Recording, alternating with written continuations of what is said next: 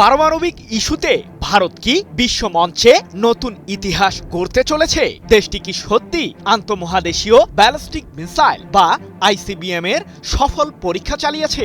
হঠাৎই ভারতের পূর্বাঞ্চলীয় রাজ্য ওড়িশার আকাশে ভিন্ন ধরনের বস্তু উড়ার ঘটনাকে কেন্দ্র করে চাঞ্চল্য ছড়িয়েছে বিশ্বজুড়ে। কারণ বিশ্বের মাত্র 4টি দেশের কাছেই রয়েছে আইসিবিএম মডেলের মিসাইল, যাতে পারমাণবিক অস্ত্রের ওয়ারহেডও বহন করা যায়। তবে কি পঞ্চম দেশ হিসেবে আন্তঃমহাদেশীয় ব্যালিস্টিক মিসাইল তৈরি করেই ফেলল ভারত? প্রশ্ন হলো, কতদূর পর্যন্ত হামলা চালাতে সক্ষম হবে ভারতের এই অত্যাধুনিক ক্ষেপণাস্ত্রটি?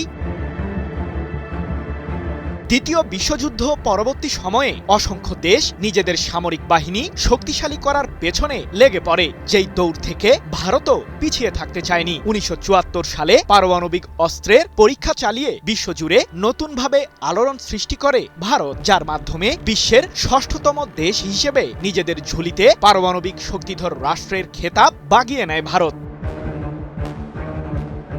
সাম্প্রতিক সময়ে ইরানের বিরুদ্ধে যুক্তরাষ্ট্র ইসরায়েলের যৌথ আগ্রাসনকে ঘিরে বিশ্বের অনেক দেশ সতর্ক হয়ে গেছে। কারণটা বেশ পরিষ্কার, ভবিষ্যতের যে কোনো যুদ্ধে যে শক্তিশালী সামরিক বাহিনীর পাশাপাশি অত্যাধুনিক সমরাস্ত্রের গুরুত্ব সবচেয়ে বেশি, তা হারে হারে টের পাচ্ছে বিশ্বের প্রভাবশালী দেশগুলো। মধ্যপ্রাচ্যে থাকা যুক্তরাষ্ট্রের অসংখ্য সামরিক স্থাপনায় কেবলমাত্র মিসাইল দিয়ে হামলা চালিয়েই যুদ্ধে সফলতা লাভ করেছে ইরান, যা থেকে শিক্ষা নিচ্ছে মার্কিন প্রভাব বলয় থেকে বেরিয়ে আসতে চাওয়া রাষ্ট্রগুলোও।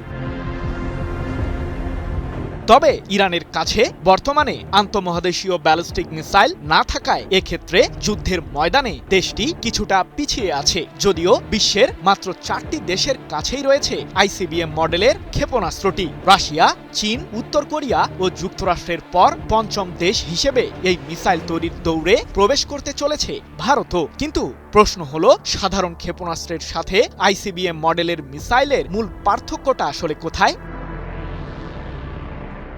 ইরানের বিরুদ্ধে ইহুদিবাদীদের সাম্প্রতিক যুদ্ধেই তেহরানের ছোড়া মিসাইলের উত্তাপ দেখেছে পুরো বিশ্ব, যেখানে কেবলমাত্র ব্যালিস্টিক ও ক্রুজ মিসাইলের তাণ্ডব ঘটিয়েই মার্কিনীদের কাঁপিয়ে তুলেছিল ইরান। যদিও দেশটির কাছে সর্বোচ্চ 2500 কিলোমিটার রেঞ্জের মাঝে হামলা চালানোর মতো ক্ষেপণাস্ত্র রয়েছে বলে দাবি বিশ্লেষকদের। তবে পশ্চিমাদের ধারণা, ইহুদিবাদীদের অতিরিক্ত চাপ প্রয়োগের কারণে আইসিবিএম মিসাইল তৈরিতেও হারতে পারে তেহরান।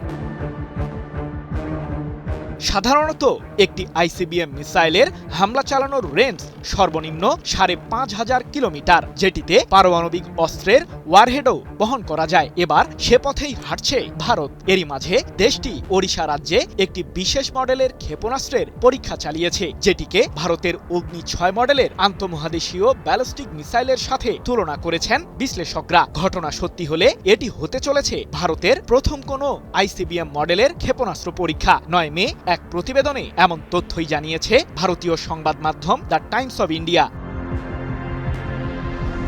সম্প্রতি ভারতের প্রতিরক্ষা গবেষণা ও উন্নয়ন সংস্থা DRDO এর চেয়ারম্যান সমীর ডি কামাত অগ্নি 6 মডেলের আইসিবিএম মিসাইলকে ঘিরে তার মন্তব্যে বলেছিলেন, সরকার অনুমতি দিলেই আমরা এই ক্ষেপণাস্ত্রের পরীক্ষা চালাবো।